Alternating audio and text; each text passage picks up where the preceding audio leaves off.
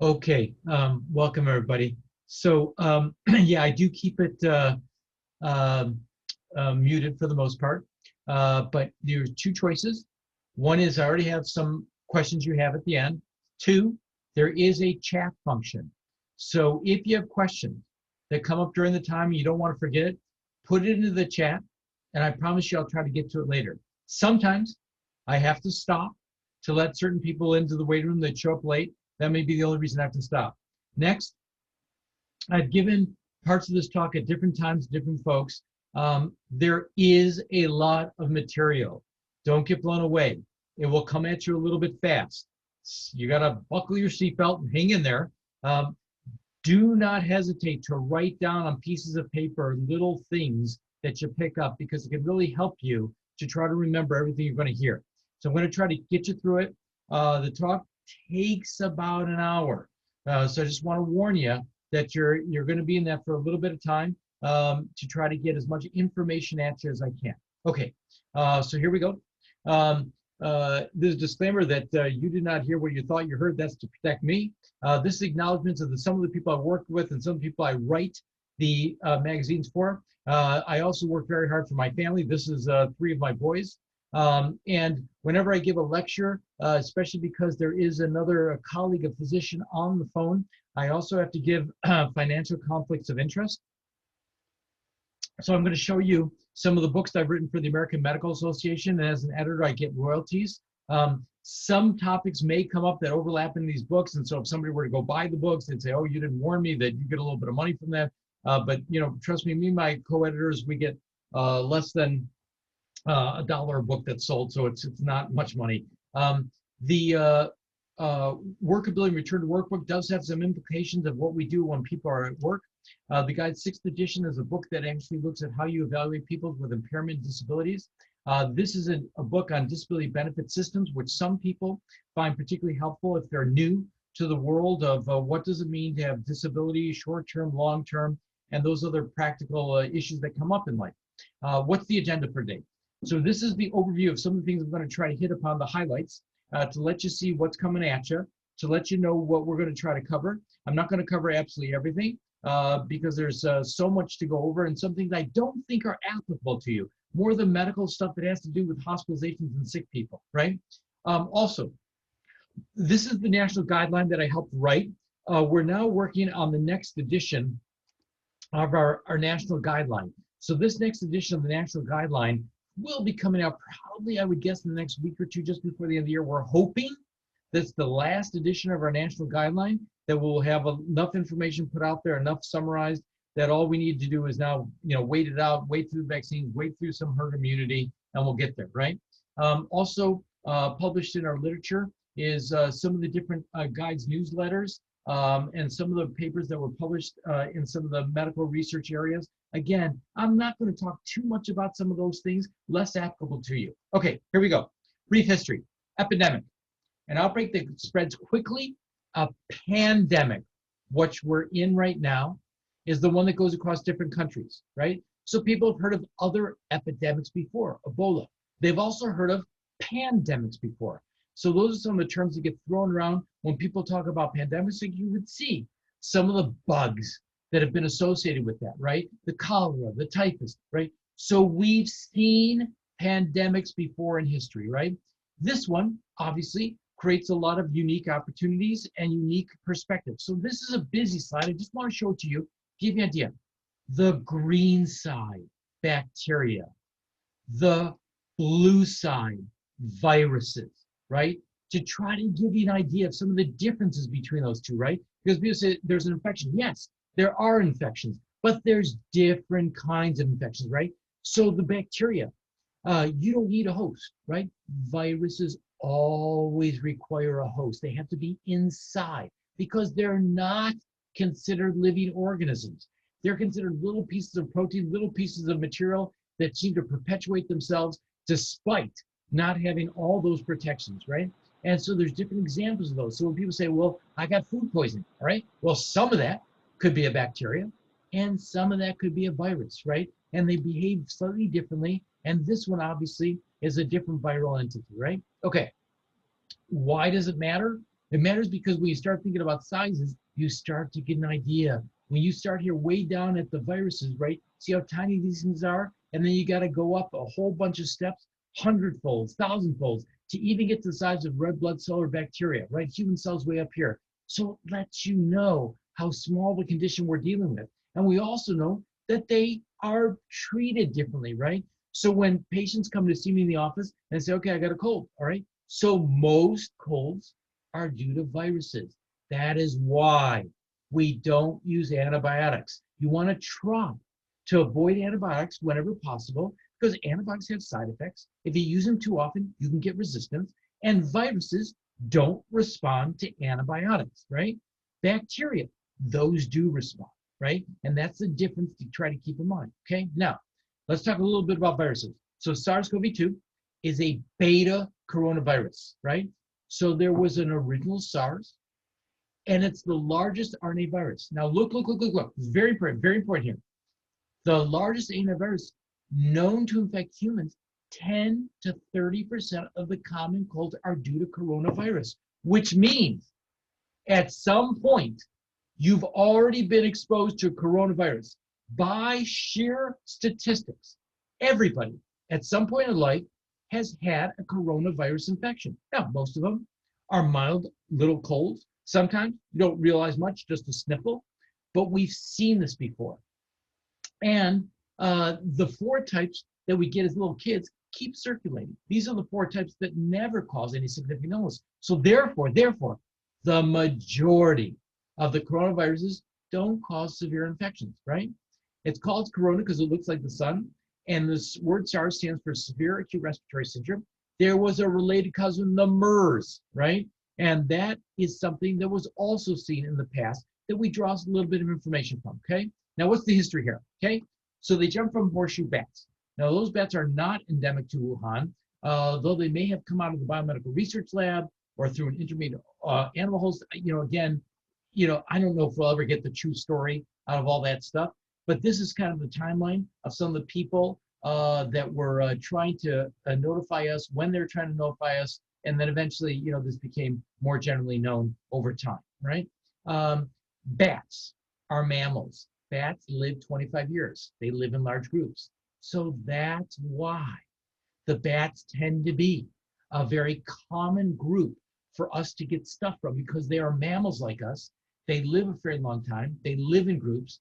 And so this perpetuates a lot. And there were already research papers that said there's going to be an outbreak one day from this particular problem, okay? So the original SARS outbreak, 0304, lasted 9 months, about 8,000 infections, about a 10% mortality. Now, I want you to keep that number in mind, 10% more, keep that in mind, right? Also MERS, right? Let's take a look at MERS. MERS, which is a related cousin, had a mortality 35 to 40%, right? So look at those numbers, remember those numbers, because we're going to be talking about the troubles with SARS-CoV-2, and I want you to keep that perspective going, okay? And why we call it COVID-19? Because that's the year of the outbreak, right? Nothing fancier than that, okay? Okay, now, questions. Is reinfection possible, right? One of the questions you guys had, one of the questions that we see all the time. Yes, but no human reinfection has been confirmed with the same virus. Okay, now stay with me on this very important topics here. Very important, ready? One, we already know from the other coronaviruses that they circulate. We get them again and again, right? So we already know that from the common cold. The majority of these are nothing. Number two, there have been about 4 case reports now, Hong Kong, Nevada, Belgium, and one in Ecuador. They said, okay, we perfectly have an example. Somebody who had the infection, documented infection, cleared the infection, later on did. Okay, this is 4 people out of 25 million in the world, right? So does reinfection happen? Yes, it probably happens. How often does it happen? Almost never. And in these particular examples, they went or traveled to a different area and got a different type of virus. Now, some of them were milder. So it's not always the case that you're going to pick one up and then it's going to be another bad situation. If anything, what the science tells us is that if you've had this infection once and then you're exposed to this infection a second time, it's more likely that your immune system is going to react to it and protect you.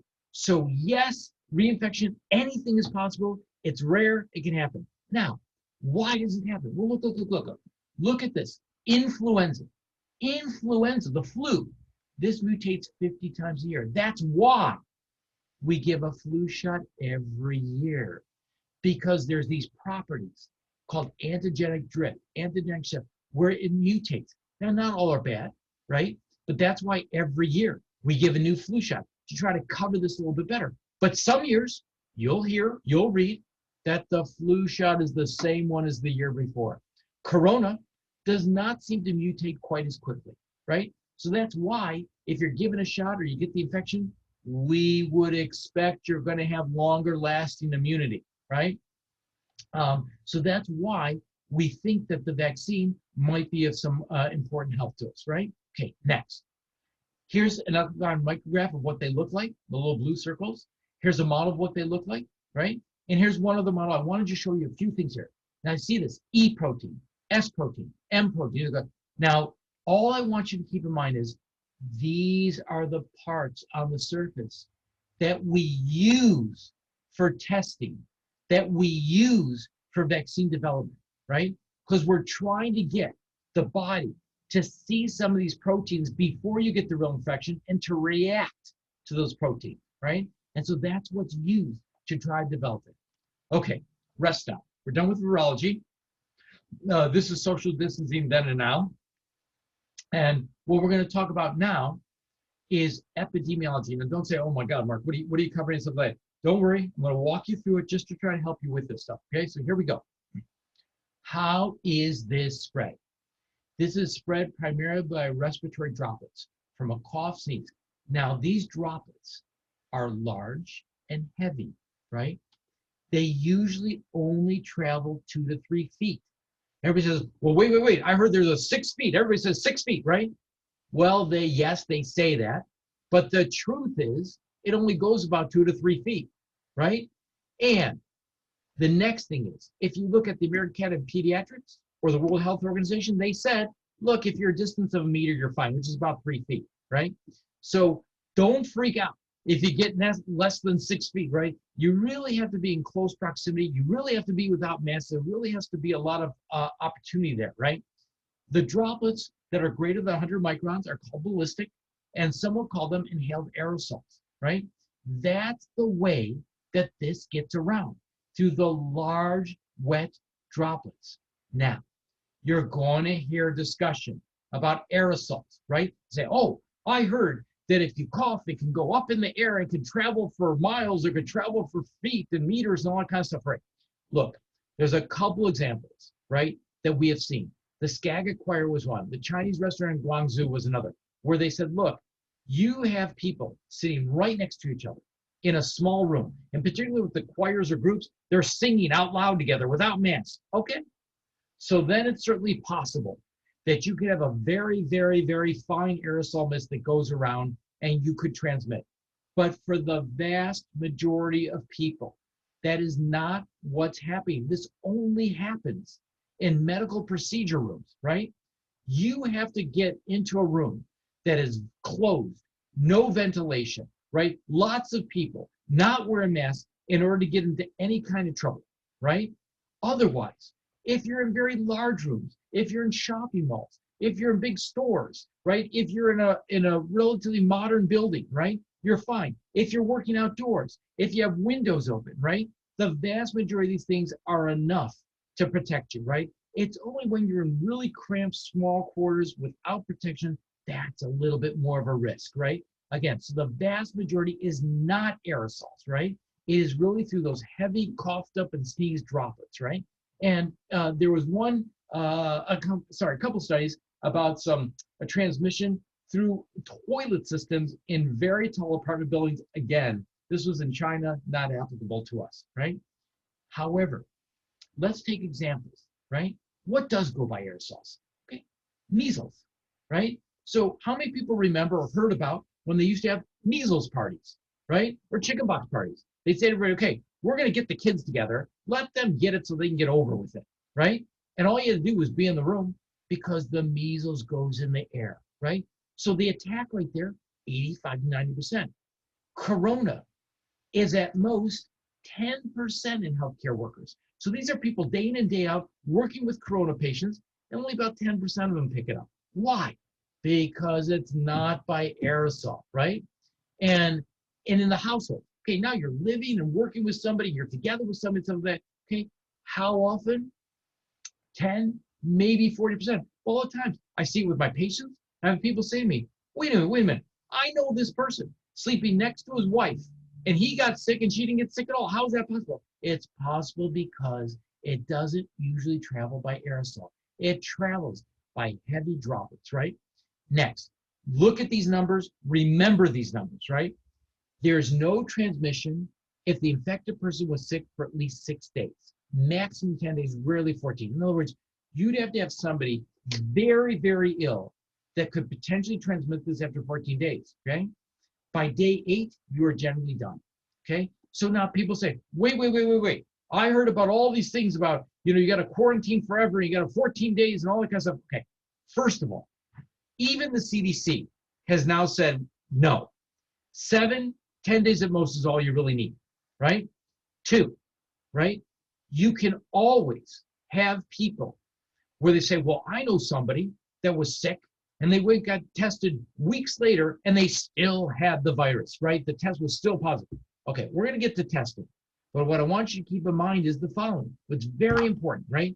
When these people go and get tests weeks later, they are not being tested for live virus any longer.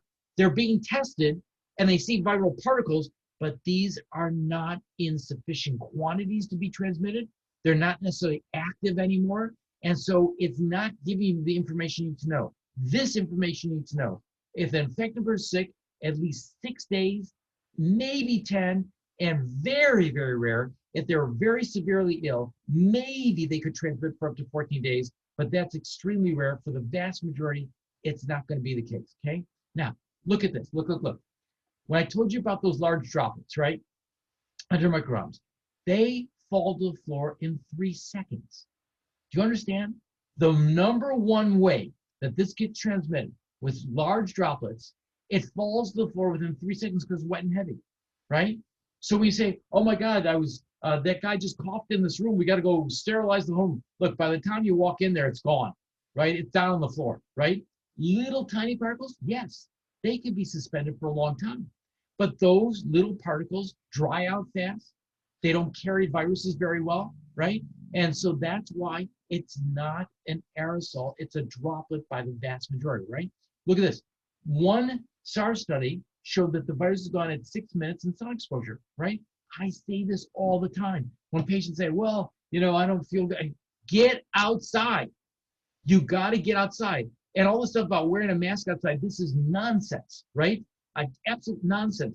There is almost no chance that you're going to be walking down the street, somebody's going to come along, and you're going to pass by them, and that's it, you get the infection. There is virtually no, they have to turn their head, face you, cough at you, right at the right minute to do all those things. Otherwise, forget about it. The outdoors is your friend. The UV light kills the virus. It gets you into a good mood. It helps with your exercise. It helps with your circadian rhythm. It helps with your sleep. It helps decrease the anxiety or stress that people feel about things. Get outside. Get outside and exercise. You will be much better off, right? Next, when there's been studies done looking at viruses, right?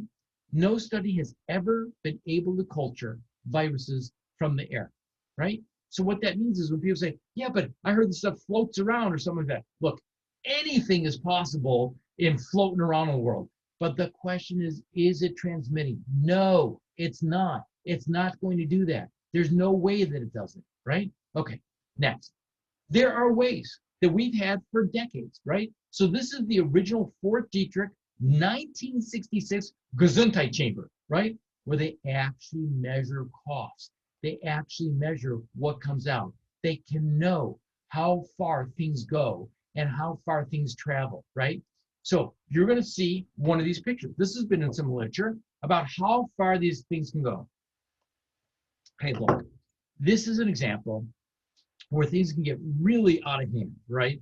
Where they're talking about, okay, somebody leans back and out goes this huge cloud of droplets. First of all, Notice at the left side, the heavy stuff is all falling fast, like I told you, right? All this aerosol stuff disperses quickly, very unlikely to transmit any particular trouble for you at all, right? Now, incubation period, right? Keep these numbers in mind. The incubation period is 4 to 6 days, rarely 10 to 14 days, which is why they're dropping the quarantines from 14 days to 7 to 10 days, because the incubation period is about 4 to 6 days. So if you have a contact with someone, the clock starts ticking on the day of your contact. If you get to 6 days and you don't have any symptoms, you're either going to be asymptomatic or you just didn't get it, right? And look at this. Look at this number here. Look. 97.5% of patients are nasopharyngeal positive by 9 days, okay? Which means that if you get up to 6 days, definitely a week, you are already 80-90% certain that you didn't get it, right? And virus shedding, this is another point, very important. Virus shedding occurs 24 to 48 hours before symptom onset. Keep that in mind. Keep that number in mind. Before anybody even feels anything, they're already shedding virus, right? In the mild cases, they maybe could shed up to 7 to 12 days. In the severe cases, up to 20 days. But remember what I told you. Even if they're shedding virus, even if it goes on longer, they're not necessarily transmitting live virus anymore, right? And usually, viral shedding stops usually no more than 3 days after last symptoms, but virus detection could go up for 6 to 8 weeks. That's what I told you. You can find virus, right? Which is why I'm always pushing back up against people saying, well, I got to go get a test. I got to go get a test. Look, the testing is important. It's helpful, but it can be misleading, right? All these things require interpretation, right? The majority of people have no mild symptoms, 70, 80%, right?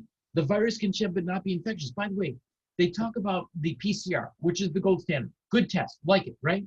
But you have to know that there's even techniques within the PCR called the threshold cycle. And depending on that, it may be positive, but it's not really a true positive because the way the test is done, right? And by the way, there's no difference in the level of virus between those who are symptomatic and those who are severe, right? And then the NBA has taught us that there could be a 3-day proliferative phase, which means that you go 24 to 48 hours before symptoms to a day or two after symptoms as the biggest period of time of viral production, right? We know that from some of the MBE studies, right? So here's another way to look at it. Look at this slide. Look. This is a way to think about it, right? You have some contact, right? So you start your incubation, then after, on average, 4 to 6 days, so let's put it at 5, you get your symptoms. That goes on. Okay, if somebody gets symptoms, they're going to get it for, maybe a week or a little bit more, and then you start to have the resolution, right? And in transmission, right? How you can transmit to people, okay? So like I said, at first, it's building up your systems. You can't transmit it, right? But then even before you get symptoms, there's a period of time where you can transmit it, and then that'll last over until some point in resolution. Again, look at the studies overall, probably about 6 days and you're done, right? Okay. Virus on surfaces, okay? So there's a lot of people talking about this, right? So wait a minute. I heard people wiping their groceries and wiping things down and wiping all this stuff, okay? Look, the vast majority of this stuff does not last long on any surface, right? In general, if you have different ways that they test it, you can see, okay, maybe you can have some live virus last for 1 to 2 days on that kind of stuff. But let's take a look. Look. So here goes, a busy slide, so stay with me, okay? So this is aerosol, right? And this is COVID-1, COVID-2, right? So the original SARS in 0304 and the new SARS, right, from 19, right? And look at this, copper, cardboard, stainless steel pipe. Look at these drop-offs over hours, right? So when you're saying, well, okay, wait a minute. What about all the things that wiped out? Look, you have to envision where somebody who's actively sick or about to get sick is doing your Amazon delivery. You have to envision that they take their mask off and they hack and cough all over the box. You have to then envision that you go out and pick up the box with all the stuff on your hands, right? And then you have to envision that you're going to take your hands and wipe it all over your face after you get a box delivery, right? It's not going to happen, right? The stuff dies out too quick. People are protected. People are washing their hands. You're washing your hands, right? Deliveries, groceries, all stuff does not need to be wiped down, right? Okay, contagiousness, right? All right, so this is an important concept. What it says is, if you do nothing, if you don't socially distance, don't do masks, the COVID-19 on average will infect 2 to 3 people, right? By comparison, look at this, measles, greater than 10, right? We already talked about that, right? I said you put people in a measles room, boy, it jumps easily, right? Influenza, and it infects about 1.3. So, okay, you say, okay. So this one's a little bit better at infecting people. But when you start mitigating, when you start social distancing, wearing masks, all those kind of things, then the reproduction rate starts falling, and that will end this, right? So something called herd immunity, you may have heard of that, and there's a formula for it. The larger the R0, the more the population has to be infected to achieve immunity, okay? So it's an inverse formula, which means that depending on how you look at the data and how you look at the people, you'll often hear they say, oh, you have to have 60, 70% of the population to have this infection in order to get it stopped. Well, there's multiple issues there. First of all, people travel or live in different groups, and also, people change their behaviors, and also, there's a lot of people that have had the infection and don't know it, so they're already immune. And then there's also this blunting the curve issue, which maybe, possibly, has extended this longer than would have had if we just let everybody kind of have it who's relatively young and healthy, right? So it very much depends, but on some projections, we could have as little as 15% of people. And by the way, yes, everyone says, well, Mark, I hear all these numbers are going up everywhere. Okay, first of all, it depends where you are, what you're talking about, what the numbers are you're referencing. But in some areas, that's not the case, right? They're citing national data. And so what they're doing is they're putting numbers together which don't always match up together, right? Why are these predictions a problem? Okay, so first of all, the Imperial College Ferguson's work, they were the original ones that said, we're going to have, all these deaths and all this stuff. We have not got near the numbers that they predicted. Why? Right? Well, these people have been wrong before. Do you remember mad cow disease? They said, okay, we're going to have cows infected and they're all going to die, right? We have to call all herds. Never happened. Why? Because individuals vary in their susceptibility. Individuals vary in their propensity to infect others, right? Next, a lot of their data was based on nursing homes, right? And it's still true. The elderly, frail population is the risk group. The rest of us, thank God, are at very low risk, right? If you want to look at any modeling, I recommend the Reich Lab, or where they do some different prediction models can be helpful, right? But I just want to highlight this a little bit more because very, very important concepts so you understand why all these predictions and all the media sometimes distorts this stuff or takes it out of context, right? So look at this. Here's one study, just one study. I know this looks busy, but I'm going to explain it to you. Just stay with me, okay? Right? So here you go.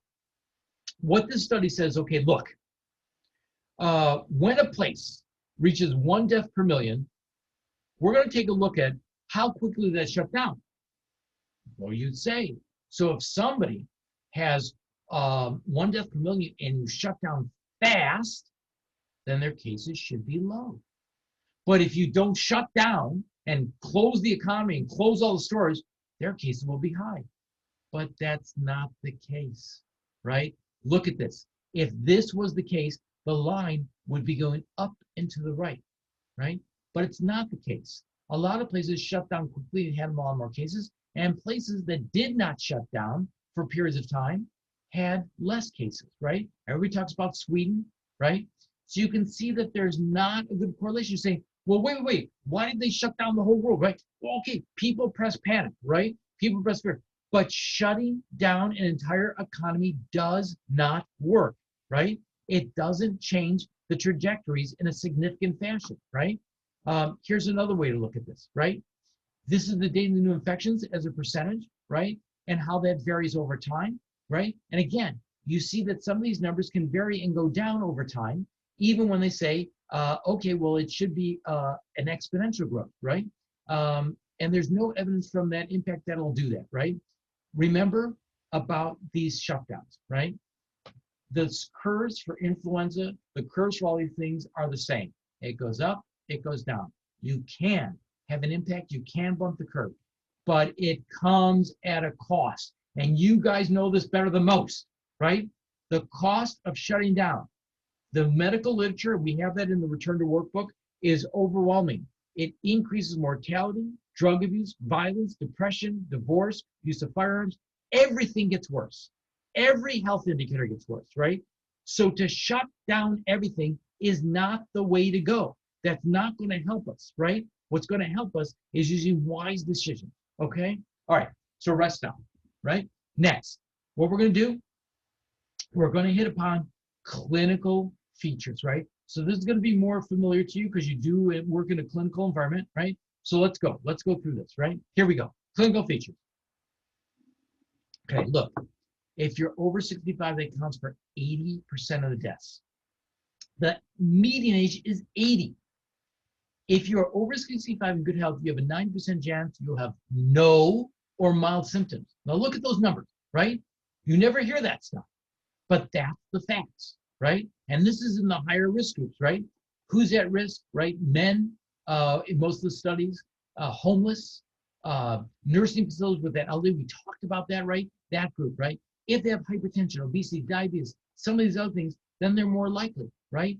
But when you're dealing with young people, the risks are very small, right? Very small, because this is more of a concern of the mortality in the elderly, okay? What do people get? So look, here's a list of some of the different symptoms that people will present with, right? So this can vary depending on what you're looking at and which group you're looking at. So there's all kinds of things that people can have. What people talk a lot about is the fever, the loss of smell. I've had a lot of patients with sleep disturbance, right? But you can get all kinds of different symptoms, not just the classic that you say, oh, this is clearly, coronavirus, because it can vary, right? And there are complications. Look. I know it's a busy table, busy, right? But this gives you an idea. These are some of the complications that people will get, right? Look at this. There's some complications where people can have clotting troubles, right? There's no question that people can have problems, complications, poor outcomes. I'm not denying, I'm not saying it's not a big deal. What I'm saying is that for the vast majority of people, right, the odds are very much in your favor of mild troubles that you'll clear easily. By far, right? You are more likely to have trouble driving in your car and getting killed in a car accident than you are with any of this, right? By far, it's not even close, right? Right. Clinical features. So people talk about different stages, right? They talk about asymptomatics, the mild, pre-symptomatic, meaning before you get it, the mild upper respiratory, the lower respiratory, which is getting down in the lungs, and then ARDS. Okay, now that's the bad one, right? That's the rare one, but that's the one we were about, okay? So pneumonia is generally viral, right? It's not treated by antibiotics. Now people say, well, Mark, I heard when they first got this, that people were using antibiotics and they got better, okay? There's multiple issues there. First of all, a lot of those were case reports. They were not randomized controlled trials. We have no idea. Two, some of these people, 2 to maybe 20%, were co-infected. They didn't have just corona. They also had a bacteria. So they may have been responding to that, right? And this is why the stuff about using a Z-Pack and stuff, people were talking about that, but probably makes absolutely no difference, right? Now, when you do have ARDS, which is that more sudden severe stuff, that seems to hit around days 4 to 7. And if that hits somebody, then that is more serious. That is the kind of thing I want people in the hospital for, okay? What can it lead to? It can lead to troubles with your lung function, into your brain, psychiatric, muscle deconditioning, and you can have people out of work for a while, right? So in that rare case, the more severe stuff, yes, this is more of a deal, right? More something needs to be treated, which, by the way, all the ICUs are getting much better at, right? At UCLA, where I have some relationship, and some other places, now it's almost unheard of that somebody passes away, except for maybe the 95-year-old nursing home patient, because the treatments have already gotten better than even before, right? So those mortality rates are dropping like flies, right? But remember, 65% of people are back to the usual health at about 7 days. And then the 85% severe persistent symptoms can be for 60 days, okay? So very few people get the long-term troubles. But if you get it, okay, then no question. Like every other bad flu that we've seen, like anybody who's ever had pneumonia, what I always say to my regular patients is, look, you got pneumonia, you got a plan that's going to take 2 months to get better. They say, well, wait, I don't understand. I don't have a fever, right? I don't have a cough anymore. I don't have any chest pain. Why? Why am I still feeling this way? Right? This is just how the body heals. This is just how long it takes, right? So here's some CT scans. This is the arrows pointing at what coronavirus looks like, and another rest stop for you. Okay, so now we're gonna go to testing. You guys have a lot of questions on testing, so please get ready. Please stay with me on this because testing is very important, okay? First question in testing, what type of test are you talking about? There is the nasopharyngeal swab that looks for the live virus antigen, okay? And there are different ways of doing this. So people have heard of PCR. There's also LAMP, NAT, FIA. Now, what I want you to keep in mind is the following things. First of all, the nasopharyngeal swab is, I think, still the best. That's the one that goes through the nose. Yes, they have ones where you wipe it in your mouth. They have ones where they'll put something in the back of the throat, and it's reasonable. But I still think nasopharyngeal is the best. 2, the PCR is the gold standard, right? And what happens when you don't use the gold standard, when you do these quick testing ones, you can sometimes get false results, right? So it's a reasonable test to do the quick ones. I do use it. It can be informative, but it requires interpretation. Every test done in medicine requires an interpretation, which means you have to have a doctor. You have to talk to your doctor. You have to work with your doctor in order to know, is this the right thing to do? Is this what I should be testing? Does this result in anything? Now, you could get more virus by going down the bottom of your lungs, but that requires all kinds of things that we're not going to do. And remember, the virus can shed but not be infectious. Remember, we talked about that. I'm trying to drive that home about this testing, right? So remember that, right? Also remember what we said. The virus sheds 24 to 48 hours before symptoms, peaks about 1 day after symptoms. And so you can see how that testing needs to be interpreted. Where are you in the time frame? Finding virus does not mean infection. 2 studies were not able to culture after 7 to 8 days. That's why I said you're probably good up to about 6 days, right? After that, the virus is usually gone by 10 days, the fear 10 to 20 days, but you may not be transmitting, right? Which means by 6 days, you want to make it a week, yes, could you recover it? Sure, you could, okay? So all these tests require interpretation. Now, I'm going to show you some. You're going to say, oh my God, what's he doing? I'm getting dizzy with these things, right? So just stay with me on this stuff. What this is this is showing you the probabilities of when you would do tests and where you are since your days of exposure, right? And so it tells you that depending on where you are in your test, the test varies on how reliable it's going to be, how probable it is, right? Here's another way of looking at it, right? And it says, look, depending on how likely you are, it aids in the interpretation of the test, which means every test requires interpretation. Every test requires a doctor to be looking at it, to knowing your symptoms, your history, your time frame, and then making a judgment about, do I believe the test?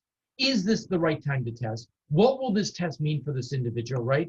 It's very important that you have that information, that dialogue going, okay? Now, blood tests, right? All what we just talked about now was the nasopharyngeal test, looking for the live virus, looking for the antigens, right? Now we're talking about the other tests. When people say, I got tested, which test did you have? Did you have the virus test, the antigen test, or did you have the antibody test, right? The blood test, right? This looks for the antibodies that we produce, right? And there are different types of antibodies. The IgM lasts 4 to 6 days, peaks around day 12, and declines after that. The IgG, 10 to 18 days, which is why, by the way, because I want to get the antibody test, right? You gotta wait. If you think that you're really exposed, you gotta wait. You gotta wait. I usually tell my patients at least 2-3 weeks is preferable, right? To see if you've started to develop the antibodies, right? Now look, people say, well, Mark, I heard that you can get this thing again and the antibodies, you don't know what it means. Look, anything is possible, okay? Anything's possible, right? Let's talk about medical reality, right? What we know from the original SARS outbreak, that the IgG peaked around 3 weeks and lasted for at least 2 years. The MERS outbreak lasted at least 3 years, right? And right now, we don't see any reason why this is going to change a lot with this current coronavirus, right? Yes, there are people that do not get high antibody levels. People in particular who are not symptomatic don't seem to get high antibodies. Yes, you can have some people that drop off those levels after a shorter period of time than years, right? But first of all, we already know that there's durability now verified for at least 8 months and it's ongoing, right? And these antibodies do work, right? Number 2, There's other reasons why it's not to worry. Okay, so let me just show you this little graph, which looks at the persistence of the antibodies over time, which is one of the studies that we use to say, okay, look, yes, there could be a little bit drop off, but it can still be quite helpful, right? Next, the blood tests, there are two, right? There's the lateral flow assay. This is like a pinprick test, and it's a reasonable test, right? But the best test, the one you want to get, is the ELISA test, right? It has a sensitivity and specificity which are very high. It's an excellent test, and you're going to know what it means, right? That's the test that you want. If you want to see if you have the antibodies, that's the one that you're going to go after. Now, this gets a little busy. I just want to show it to you because I want to drill home on something again. This is why all tests require interpretation. If you're in a flu season and you're checking for flu, then you have a high pre-test probability of flu. So when you do the test, your post-test probability is higher. It's a mathematical formula. Whereas if you're not in flu season and you do the test and you get a positive result, it's still much less probable, right? Which means if you get a positive test, it could be a false positive test if there's a low likelihood of having something. Therefore, every test requires interpretation. It depends on you. It depends on your exposure. It depends on your history. It depends on your health.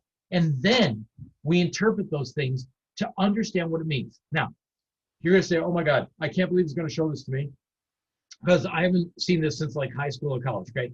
So this is part of a schematic of the immune system, but I want to drill it home to you. It's very important concepts here. Please stay with me. Say that. Look, here comes the antigen. It comes in the macrophages, and it stimulates the T cells. T cells make other T cells, makes B cells. These cells make different types of B cells and the antibodies. So what you're seeing is that the immune system has more than one way to respond. It's not just antibodies. There's other cells. By the way, that's why they call it cellular immunity and humoral immunity, because the humors, the antibodies, is only one mechanism. That's why, by the way, you can have situations where they say, well, didn't get an antibody, but they never get sick again. Why? Because they have the cell immunities, right? That's why, by the way, because some people say, well, that guy got exposed, but he never got sick. Well, this guy may have already had exposure to coronavirus from the common colds I told you about before. And then for this person, there was enough overlap and enough recognition in the immune system that they didn't respond, right? So that's something else that could be operating. Look at this. Look. Stay with me. Very important study, right? This is a study with mild disease that they tested. In mild disease, when you do a very careful testing, 100% had T cell response and 100% had the IgG antibody response. 100%. In other words, when you do very careful testing, right? Not just, in general labs, but when you're doing very careful scientific studies, right? Where you're doing spending extreme resources on individual patients, you can see what the outcome is. You can see that they all respond. Now, look. This you're not going to believe, but stay with me. It's very important, right? Patients who never had exposure to COVID-19, 50% of them showed T cell activity. What does that mean? So this place that does this study has blood from prior studies. So they took some of their samples from 2015 to 2018 before COVID-19 ever existed. It wasn't in existence. And they tested them, and 50% showed cellular immunity. You say, how's that possible? It's possible because they already had exposure to the other coronaviruses. We all have had exposure to those viruses. That's why some people don't get sick. That's why a lot of people get better quickly, because we already have seen this before, right? And we even have examples now in the literature of patients with congenital condition.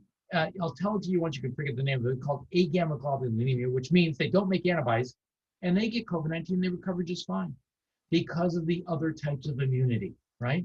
Okay, now here's a schematic. This can be another way of looking at this. So I want you to just think about this. Here we go. On the left-hand side, we get exposed at some point, right? So here we go. We get the exposure, and all of a sudden it starts replicating in us, right? So all of a sudden, if you were able to know somebody is about to get sick and you tested them, you would see live virus. You would see some evidence that they're developing that viral thing, and then all of a sudden they get their symptoms, right? But quickly, within days, that viral load starts dropping off, right? And we've already talked about that you get to that second week for sure, and these things are there, but they're probably not shedding or not live. But for certain, they're dropping off fast. And what you do see is that the antibodies start showing up, and that's how you know that they're there and that you're going to be protected, right? Okay, another way to look at it. Immunity probably happens by days 7 to 10, right? Which is why they said, look, if you get about 6 days or so, then what's going to happen is you start getting those T cells, those B cells, the antibodies, right? They're all coming into play now, right? Right after your exposure, that's what's going to protect you, okay? So on testing, again, guaranteeing the following about the fatality rates, right? Huge numbers had and did not know it. Probably at least 40, 45%. Huge numbers declined testing, was available, they don't want to get tested. But the maximum fatality in the young is 0.02%. In under 70 is 0.04%. By the way, remember I told you, influenza is 0.1%, right? It's 0.1, right? Heart disease, 17%. Cancer, 40%.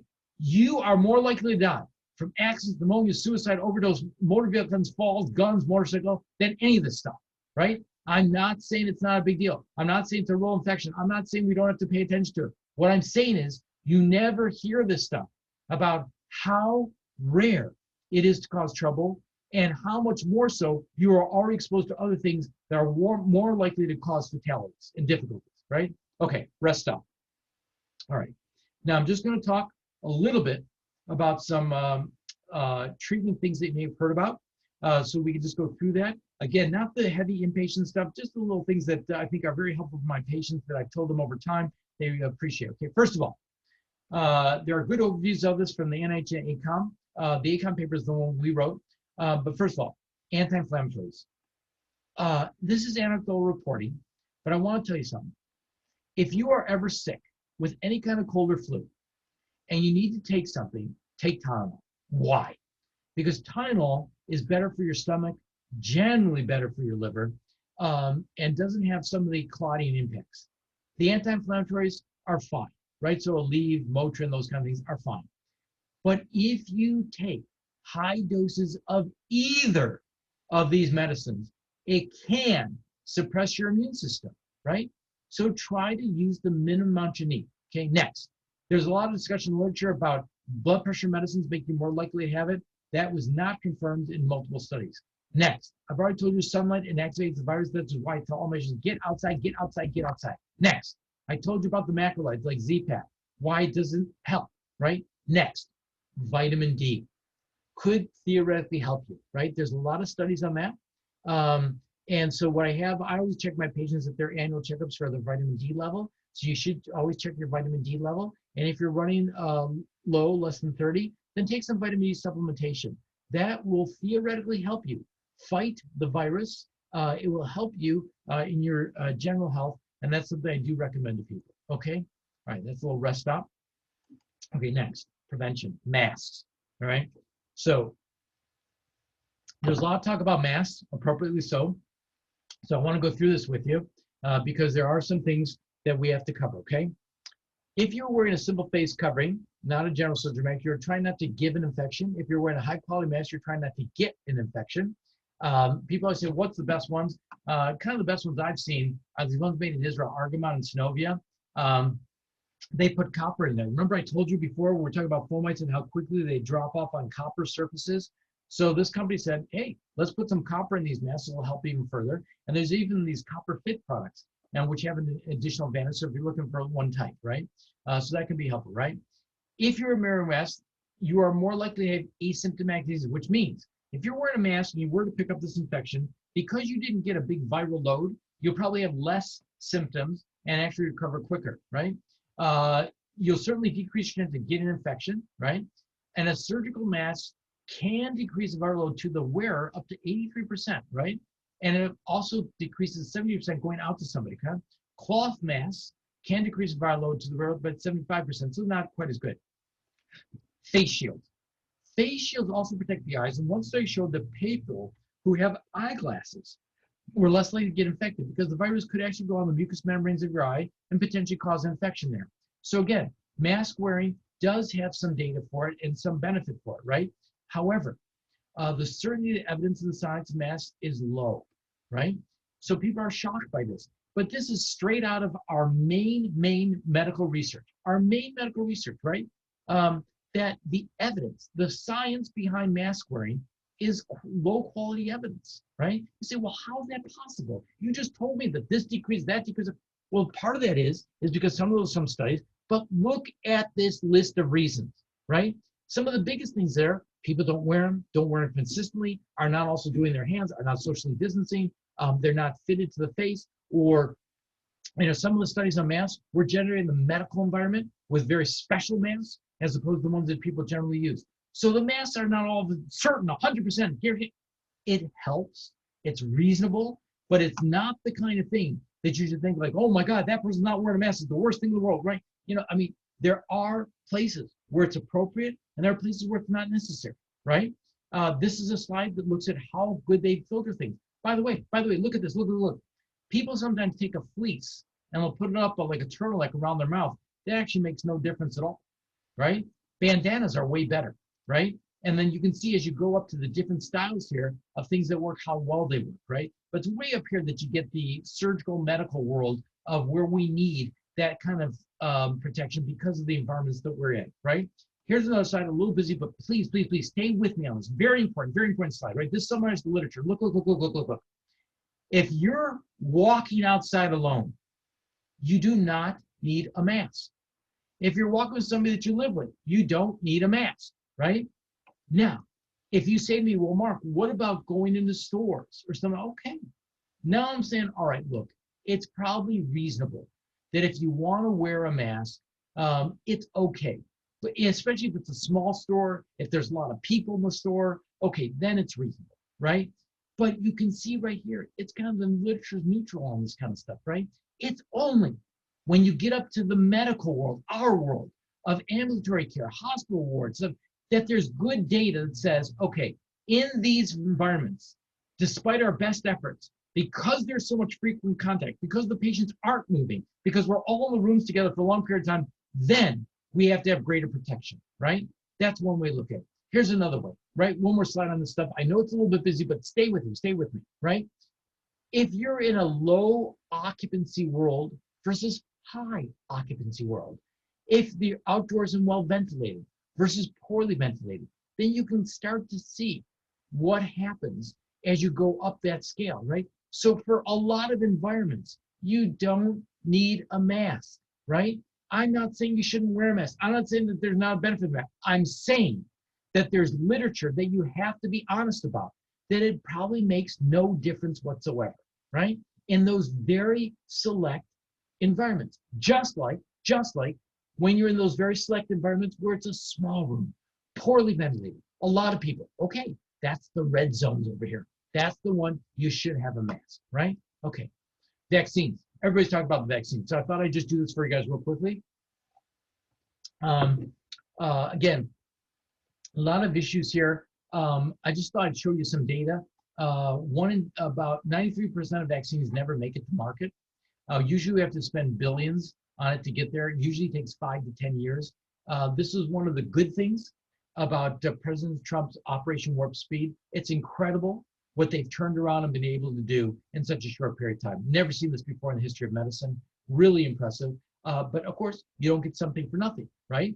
You don't know for sure in the long run what these long-term complications are. Now, in our medical journals, they're pounding us. It's going to be safe. It's going to be safe. It's going to be safe. And they're probably right. Probably will be safe. But this is a whole new world, right? These vaccines, right? The Modernas, right? The Pfizers, right? They're using mRNA technology. See this mRNA? That's a new type of technology. That's why they're able to get it through so quickly. So it's a new type of technology, and it's probably fine. Now, what do I say to my patients? For my patients that are 80, 90, frail, I'm saying, look, then almost certainly you should take it, and they'd certainly be one of the groups that'd be the first to be identified. What about somebody who's 20, 30, otherwise healthy? Should they take the vaccine? Maybe. First of all, you won't be in first line anyway, so it'll take a while to get to you to make that decision. And secondly, over time, we have to see how it behaves in the real population, okay? Next, there's some stuff that came out in your stuff about travel. So I just thought I'd hit this real quick. Overall, the airplanes are probably the safest they've ever been. They use highly recycled air. CDC suggests 14 days you're exposed to a high-risk area, but you can probably drop that now. And really, there's only been about 40 cases ever documented out of hundreds of thousands, approaching millions of air travelers to have picked up corona. And it's hard to know, was it the cab ride, was the airport, was the airplane? But overall, for the most part, it's not the airplanes. They are safe, reasonable to do. Okay, rest up. Okay, now we're going to what I hope is the last section. What I thought I would do with you is your work overlaps very much like with a school type environment. So what I thought I'd do is I'd show you some of the data from the school, an area that I spent a lot of time in because it's quite applicable. You know, you're talking about the same types of populations, younger folks, right? Teens, maybe 20s, but you know, usually the teens, and obviously when the young group's not maybe as applicable to you, but nonetheless overlaps quite a bit, right? So schools. Why in the world do you want to keep those places open, right? Every study shows that when you have in-person instruction, it helps. And you people know better than me that when you're with that environment, with the groups, with the mental health counseling, with the one-on-ones, all that stuff makes a huge difference in people's outcomes, right? I'm not going to discuss colleges. That's a different model. But in the ideal college model, which is totally different with, you know, all that group, they have to test them over every 3 days if they really want to make an impact, so not after us. Who says that we should always have these people open? Everybody, okay? Virtually every doctor you ever speak to says we should be open, right? We should not be shutting down an economy, and we should not be shutting down our schools, right? Lots of people say that, right? What are the risks if you got kids there, right? It's very low, right? Why? Multiple reasons, right? The kids and young adults have very low risk of anything significant or severe, and that's the good news, right? So they're a very low risk group to have them in, and that's why we like to do it. They are rarely the primary source of infection. We're waiting for some other studies on that. The risk rises once you get to high school, but still very low, about 2% of all kids. LA County, as an example, they had about 14, maybe it's up to 15,000 now. I'd have to check it. About 1,000 hospitalizations for corona, no deaths, right? I'm not saying it's not a big deal. I'm not saying it's not a real infection. I'm not saying we don't have to work on it. I'm just saying that the things we really worry about have to be balanced against the needs of these individuals to get the care they need, the treatment they need, and what is going on for them, and what is the risk to them, okay? What's the risk of kids not to come back to school, not to be in programs?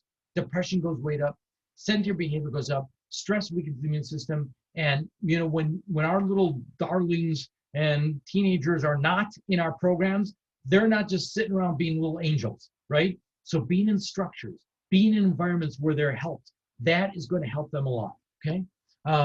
Next, what are the risks to teachers? What are the risks to some of the people that are treating these folks, right? Well, look.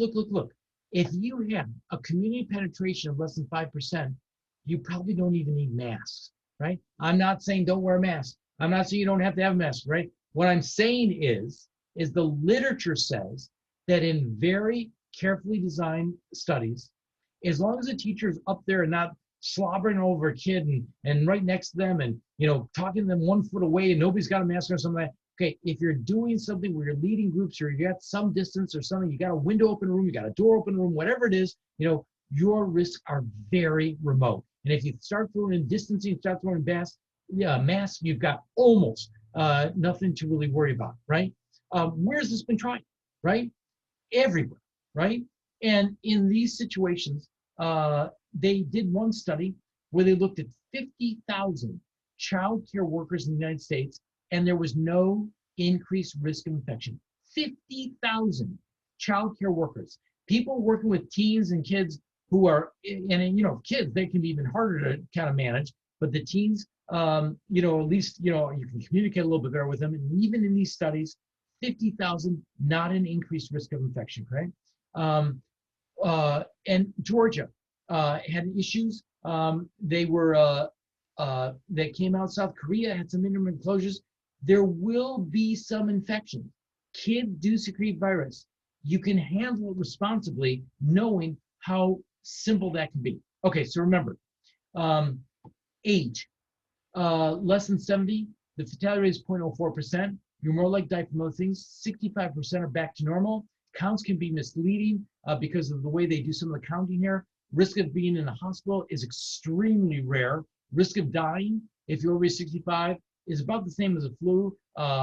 International fatality rates that they'll sometimes talk about due to COVID punches. If you do your work, your health, if you've not worked, your health indicators get worse.